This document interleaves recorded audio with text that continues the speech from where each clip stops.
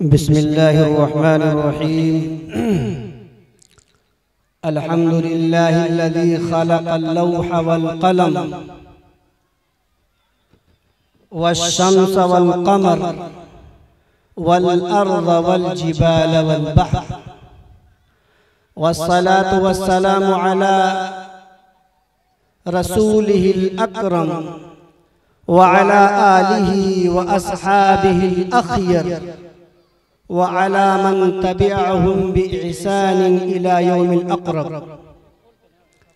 अम्मा बअदु फ़अऊज़ु बिल्लाहि मिनश शैतानिर रजीम। बिस्मिल्लाहिर रहमानिर रहीम। इन्नद-दीन इंदल्लाहिल इस्लाम। व क़ाल नबी सल्लल्लाहु अलैहि वसल्लम इन्नद-दीन युस्रुन औ कमा क़ाल सल्लल्लाहु अलैहि वसल्लम। मेरे मोहतरम बुजुर्गों और दोस्तों, एक शायर ने कहा है, सभी तारीफ उसकी है, उसी की हम्द खानी है। सभी तारीफ की है, उसी की हम्द खानी है। हमारी जान पर हरदम खुदा की मेहरबानी है। कहीं गर्मी, कहीं सर्दी, कहीं बारिश, कहीं तूफान। कहीं गर्मी, कहीं सर्दी, कहीं बारिश, कहीं तूफान। करिश्मा सब उसी का है, उसी की मेहरबानी है। वही करता है दिन रोशन, वही फिर रात लाता है। वही करता है दिन रोशन, वही फिर रात लाता है। हुकूमत उसकी चौतरफा ज़मीनी आसमानी है।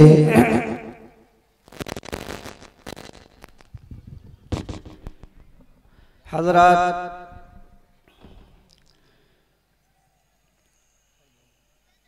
स्टेज पर रौनक अफरोज उलमाए किराम, मेहमानाने इज़ाम, सामने तशरीफ फरमा सामईने किराम,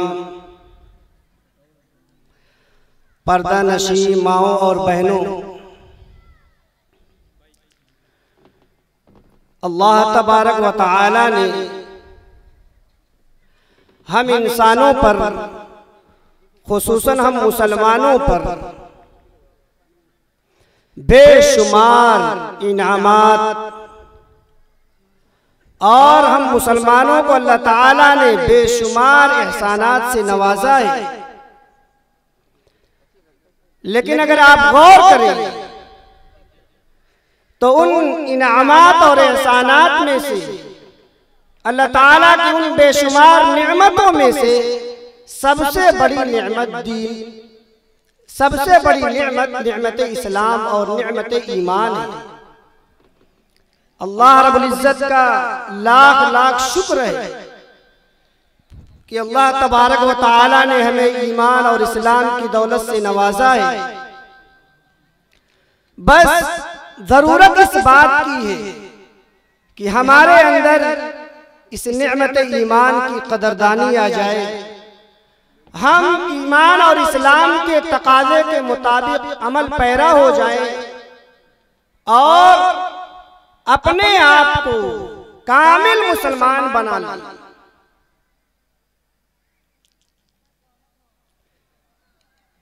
आज हम मुसलमान अमल के एतबार से बहुत ही पीछे हैं।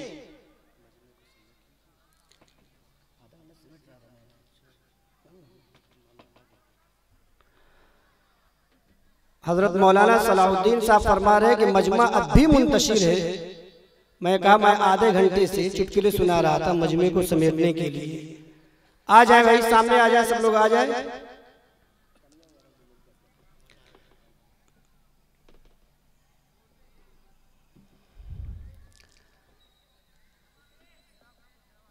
हम मुसलमान हैं, लेकिन इस्लाम के तकाजे के मुताबिक हमारा अमल कितना है, इस पे गौर फिक्र करने की जरूरत है।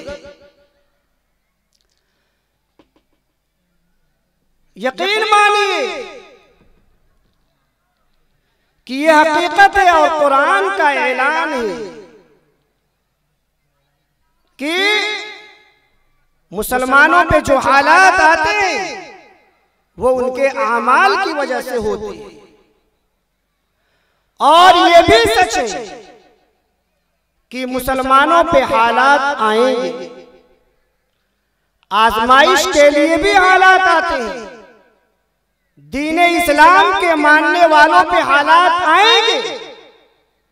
कुरान का ऐलान है कि हमने दुनिया में आप लोगों को आजमाइश के लिए ही भेजा है, इसलिए हालात आना कोई नई बात नहीं। जालिमों का जुल्म ये पुराना है, हमेशा से हुक्मरान और हुक्काम अपनी रियाया पर, खुसूसन ये कहिए कि आदाए इस्लाम जो इस्लाम दुश्मन हुक्मरान हैं, उन्होंने हमेशा मुसलमानों को सताया है। दीन इस्लाम के मानने वालों पे तरह तरह के हालात लाए हैं, तरह तरह से परेशान किए हैं। लेकिन हमारे ईमान का क्या तकाजा है? हमको क्या करना है? हमको ये करना है कि हम तमाम हालात के बावजूद जमे रहें, ईमान पर जमे रहें, इस्लाम के तकाजे पर जमे रहें। हम अमल से बिल्कुल भी पीछे ना हटें। इसीलिए अल्लामा इकबाल रहमतुल्लाह अलैह कहा करते थे, वो मुअज़्ज़ज़ थे ज़माने में मुसलमान होकर, वो मुअज़्ज़ज़ थे ज़माने में मुसलमान होकर, और हम खार हुए तारीके कुरान होकर। मेरे मोहतरम बुजुर्गों और दोस्तों, हालात से घबराना, आजमाइश से घबराना, सख्त तरीन हुक्मरान के फैसले से घबराना, ये सच्चे और पक्के मुसलमान का काम नहीं है। जालिम हुक्मरान अपने तख्त पर बैठकर दीन इस्लाम की दुश्मनी में चाहे वो जैसे भी फैसला कर ले, लेकिन कामिल मुसलमान वो है जो अपने इस्लाम पे डटा रहे, जो अपने इस्लाम और ईमान के तकाजे पे अमल करता रहे। आज भी आप हज़रात देखेंगे कि जो लोग तख्त पे बैठे हुए हैं वो इस्लाम दुश्मनी में मुसलमानों के दायरे कार को किस कदर तंग कर रहे हैं। आज मुसलमानों के लिए ज़मीन को किस कदर तंग कर रहे हैं। लेकिन हमें इससे घबराना नहीं है। हाँ, एक बात उन जालिमों से भी कह देना है कि ऐ जालिमों, तुम फैसला करने से पहले और जुल्म करने से पहले पिछले जालिमों के हालात का मुताला जरूर कर लेना। पिछले जालिमों ने अपने जुल्म का बदला किस कदर संगीन हालात में झेला है। आपको फिरौन के हालात मालूम होंगे। इसीलिए हज़रत अली रज़ियल्लाहु ताला अन्हु का फरमान है कि हुकूमत कुफ्र के साथ सदियों चल सकती है, लेकिन जुल्म के साथ नहीं चल सकती। फिरौन कई 100 साल तक हुकूमत करता रहा, लेकिन जब नजूमियों के कहने पे मूसा अलैहिस्सलाम पैदा ना हो, मूसा कोई पैदा ना हो जो दीन हक को लेकर फिरौन के तख्त को उलट दे, मूसा पैदा ना हो, इसके लिए फिरौन ने हजारों लाखों बच्चों को कत्ल कर दिया और शहीद कर दिया। मूसा अलैहिस्सलाम के दीन की राह में रोड़े डाले और बनी इस्राइल के ऊपर सख्त हालात लाए, लेकिन आखिर में अल्लाह तबारक व तआला ने फिरऔन को दरियाए नील में डुबोकर क़यामत तक आने वाले इंसानों के लिए निशान इबरत बना दिया। आज जाकर मिस्र के अजायब खाने में फिरऔन की लाश देखकर उससे मालूम कीजिए, उसकी जुबान हाल को समझिए, तो वो जुबान हाल से यही कहेगा, ऐ आज के जालिमों, मुझसे बड़े तुम जालिम नहीं हो सकते। मैं अना रब्बुकुमुल आला कहता था, मैं सबसे बड़ा माबूद अपने आप को कहता था, और मैं बड़ी बादशाहत का मालिक था। मैंने बेइंतहा जुल्म किया, लेकिन आखिरकार अल्लाह तबारक व तआला ने मुझको जुल्म का बदला दिया और मुझको निशान इबरत बना दिया। नमरूद जो इब्राहिम अलैहिस्सलाम से लड़ रहा था, अल्लाह को ढूंढ रहा था मुकाबला करने के लिए, अल्लाह की फौज से मुकाबला करने के लिए वो जल्दबाज था। अल्लाह ने फरमाया मुझसे क्या लड़ोगे, मेरी फौज से क्या लड़ोगे, मैं तुम्हारे सामने, तुम्हारी फौज के सामने अपनी एक हकीर मखलूक मच्छर को भेजता हूँ, तुम उसका मुकाबला करके दिखाओ। चुनांचे अल्लाह तबारक व तआला ने तमाम लोगों को, फिरौन, नमरूद को, फिरौन और नमरूद की फौज को मच्छरों के जरिए हलाक किया। इसलिए आज के जालिमों, पिछले जालिमों के सबक को याद करो, उनके निशाने इबरत को याद करो कि जालिम चाहे जितना भी जुल्म कर ले, अल्लाह की पकड़ से वो नहीं बच सकता। अल्लाह तबारक व तआला जालिम को छूट जरूर देते हैं, लेकिन जब पकड़ते हैं तो इस सख्ती के साथ पकड़ते हैं कि जमीन व आसमान कांप जाते हैं। मेरे मोहतरम बुजुर्गों और दोस्तों, इस बात के आदा के साथ ये जलसा सुने कि हम जो भी सुनेंगे अकाबिर उलमाए किराम की जुबान से दीन इस्लाम के मुताल्लिक जो भी सुनेंगे, अमल की नीयत से सुनेंगे। अपने इल्म में भी इजाफा करें, अमल में भी इजाफा करें। अमल की मेरे मुहतरम बुजुर्गों दोस्तों बहुत कमी है। आइए मैं प्रोग्राम को आगे बढ़ाते हुए मैं चाह रहा हूं कि आज के इस प्रोग्राम के लिए अजीम शख्सियतों का इंतखाब कर लिया जाए। सरपरस्ती और सदारत के लिए अकाबिर उलमा का इंतखाब हो जाए। मैं आज के इस अज़ीमुश्शान इजलास की सरपरस्ती के लिए मदरसा मारूफिया पूरा मारूफ के कदीम उस्तादुल असातिज़ा हजरत मौलाना सरफराज अहमद साहब दामत बरकातहुम का इंतखाब करता हूँ। और आज की अज़ीमुश्शान इजलास की सदारत के लिए साबिक़ शेखुल हदीस जामिया मज़हरुल बनारस हजरत मौलाना मुहद्दिस कबीर मौलाना मोहम्मद अरशद साहब दामत बरकातहुम का इंतखाब करता हूँ, इस उम्मीद के साथ कि आप हजरात की तरफ से मेरे इस इंतखाब की तायीद की जाएगी।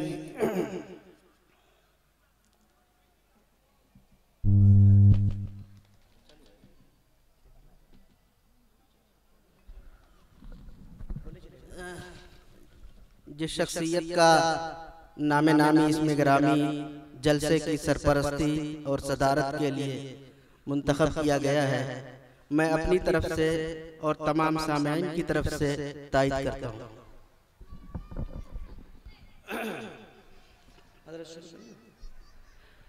मैं प्रोग्राम का बाकायदा आगाज करने के लिए तिलावत कलाम पाक के लिए दावत दूं, उससे पहले मैं कुरान करीम की हक़ानियत पर एक वाक़या आप हज़रात के गोश गुजार करना चाहता हूँ। इमाम कुर्तुबी रहमतुल्लाह अलैह ने काज़ी यहया बिन अक्सन की रिवायत से एक वाक़या नकल किया है कि अमीरुल मोमिनीन मामून के दरबार में, चूँकि मामून का मामूल था कि वो हर साल इल्मी मसाइल पर बहसो मुबाहसा और मुज़ाकरे के लिए मजलिस मुनक़्क़िद किया करता था, और उस मजलिस में हर कोई आ सकता था, यहूदी हो, ईसाई हो, मुसलमान हो, कोई भी आ सकता है। इल्मी मसले पे गुफ्तगू होती थी। एक मर्तबा एक शख्स आया उस मजलिस में, तो मामून के देखने के एतबार से वो आदमी बड़ा नफीस लग रहा था, बड़ा बावकार लग रहा था, और उसकी गुफ्तगू बड़ी फसीह, बलीग और आकिलाना थी। मामून ने उसको बुलाया अलग से और कहने लगा कि तुम इसराइली हो? तो उसने कहा हाँ मैं इसराइली हूँ। मामून ने आजमाइश के लिए कहा कि अगर तुम मुसलमान हो जाओ तो मैं तुमको बहुत नवाजूंगा, तुमको इनाम दूंगा। उस इसराइली ने कहा कि मैं अपने आबा व अजदाद के दीन को नहीं छोड़ सकता, मैं अपने आबा व अजदाद के दीन को नहीं छोड़ सकता। बात खत्म हो गई। एक साल के बाद फिर इल्मी मसाइल पर गुफ्तगू के लिए मजलिस मुनक़्क़िद हुई, और वो इसराइली और यहूदी मुसलमान बनकर आया, और फिर उस मजलिस में कुरान करीम की हक़ानियत पे इस कदर मुहक़्क़िक़ाना और मुदल्लल गुफ्तगू किया कि मामून बहुत मुतासिर हुआ। मामून ने बुलाया और कहा कि तुम वही हो जो पिछले साल आए थे? उसने कहा हाँ मैं वही हूँ। मामून ने कहा कि मैंने पिछले साल तुमसे कहा था मुसलमान हो जाओ, तो तुम मुसलमान नहीं हुए, और मैं सुनता हूँ कि तुम मुसलमान होकर आए हो। उसने कहा हाँ मैं मुसलमान होकर आया। और फिर उसने कहा वजह पूछी, तो उसने कहा कि आपके कहने के बाद मैं यहाँ से गया तो मैंने तमाम मज़ाहिब के सिलसिले में तहकीक की कि यहूदी बरहक है, ईसाई मज़हब बरहक है या इस्लाम मज़हब बरहक है। जाने के बाद मैं चूंकि खत्तात हूँ, खुशनवीस हूँ, मैंने अपने हाथ से तौरात का 3 नुस्खा लिखा और 3 नुस्खा लिखने के बाद यहूदी उलमा के पास गया और जाने के बाद पेश किया तो यहूदी उलमा ने हाथों हाथ कबूल कर लिया, बगैर किसी तहकीक के, बगैर किसी तदकीक के कबूल कर लिया। फिर मैंने इंजील के 3 नुस्खे लिखे और ईसाइयों के पास गया और पेश किया तो ईसाइयों ने भी कबूल कर लिया। फिर मैंने अपने हाथ से कुरान करीम के 3 नुस्खे लिखे और मैं मुसलमानों के पास गया, उलमाए किराम के पास गया और पेश किया तो कोई आदमी लेने के लिए तैयार नहीं। हर आदमी कह रहा है कि मैं पहले इसकी तहकीक करूंगा कि ये कुरान सही भी है या गलत है। और ये भी मैं बता दूं कि वो आदमी तौरात, इंजील और कुरान तीनों में लिखने में गलती किए हुए थे, तहरीफ, तसरीफ, रद्दो बदल कर दिया था, ताकि मैं देखूं कि कौन तहकीक करके लेता है और कौन बगैर तहकीक के लेता है। चुनांचे मुसलमान के पास ले गया तो सब मुसलमानों ने कहा कि पहले इस कुरान की तहकीक करेंगे कि ये कुरान सही भी है या गलत है, कहीं इसमें रद्दो बदल ना किया गया हो, जानबूझ के तारीफ और तसरीफ ना की गई हो। तहकीक करने के बाद लेते थे और जब तहकीक किए तो जो मैं गलती निकाला था और गलती किया था वो गलती पकड़ लिए और फिर किसी ने उस कुरान को कबूल नहीं किया। उसी दिन से मेरा ईमान जाग गया और मैं कहने लगा यही वो किताब है कुरान करीम जो अब भी अपनी असली सूरत पर मौजूद है, जैसे हुज़ूर पाक सल्लल्लाहु अलैहि वसल्लम के जमाने में नाज़िल हुई थी, आप अलैहिस्सलातु वस्सलाम पे नाज़िल हुई थी, बेआईनी उसी हालत में मौजूद है। इसलिए मैंने इस्लाम कबूल किया और मैं मुसलमान हो गया। ये वाक़या जब इमाम सुफियान इब्न उयैना रहमतुल्लाह अलैह को पहुंचा तो उन्होंने कहा यही होना चाहिए, क्योंकि कुरान के बारे में अल्लाह तबारक व तआला का ऐलान है, इन्ना नहनु नज़्ज़लना ज़िक्र व इन्ना लहु लहाफ़िज़ून, हम ही कुरान को नाज़िल करने वाले हैं। अल्लाह ताला फरमाते हैं हमने कुरान को नाज़िल किया और हम ही इसकी हिफाजत फरमाएंगे। तौरात मुसहफ हो गई, मुहर्रफ हो गई, उसमें तब्दीली हो गई, क्यों? इसलिए कि उसकी जिम्मेदारी अल्लाह ने नहीं ली थी।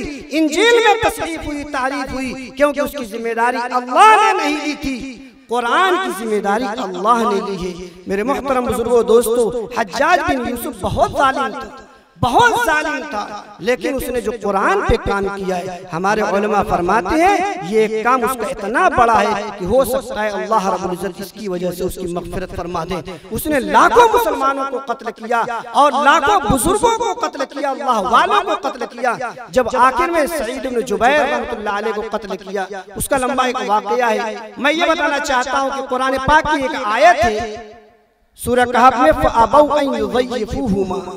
इसका मतलब यह है कि जब खिज़र अलैहिस्सलाम और मूसा अलैहिस्सलाम एक बस्ती में गए और ज़ियाफ़त की दरख्वास्त की, खाना मांगा, तो बस्ती वालों ने इनकार कर दिया। वो इसराइल थे, सब यहूदी थे, इनकार कर दिया। अब कुरान ने उस वाक़े को बयान करते हुए क्या कह दिया? फ़अबौ अन युज़य्यिफ़ूहुमा, उन्होंने ज़ियाफ़त करने से इनकार कर दिया। यहूदी हज्जाज बिन यूसुफ के पास आए और कहने लगे हमारा एक काम कर दीजिए, एक काम कर दीजिए, फ़अबौ अन युज़य्यिफ़ूहुमा को बना दीजिए फ़अतौ अन युज़य्यिफ़ूहुमा। यानी अबौ में जो नीचे बा है ना, बा का एक नुक्ता है, उस एक नुक्ते को काट के ऊपर 2 नुक्ता दे दीजिए, अतौ हो जाएगा, जिसका मतलब ये होगा कि बनी इसराइल ने यानी यहूदियों ने ज़ियाफ़त की थी। हज्जाज बिन यूसुफ का जवाब सुनिए, उसने कहा मैं लाख जालिम और जाबिर, लेकिन मैं तुम्हारे इस इक़दाम के लिए और इस तुम्हारी दरखास्त के लिए मैं अपना ईमान नहीं बेच सकता। मेरे मोहतरम बुजुर्गों, दोस्तों, ये कुरान है जिसकी हिफाजत की जिम्मेदारी अल्लाह ताला ने खुद ली है और फरमाया व इन्ना लहु लहाफ़िज़ून,